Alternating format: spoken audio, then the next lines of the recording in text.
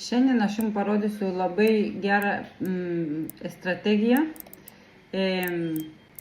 Pasižymim imbalansus artimiausius 4 valandų, pavyzdžiui, šiuo atveju. Minimumus, artimiausius minimumus, Azijos minimumą. Ir lauksim, kol juos likviduos. Paskui padarys ar sweepą, ar struktūrą pakeis.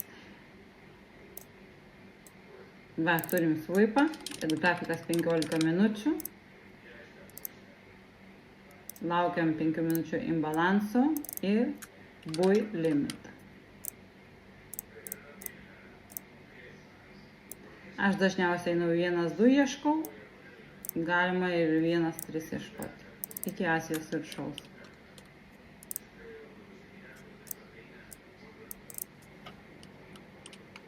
Šiuo atveju tai buvo 2 TP, bet Azijos viršų pasiekė jau New Yorko sesijoje.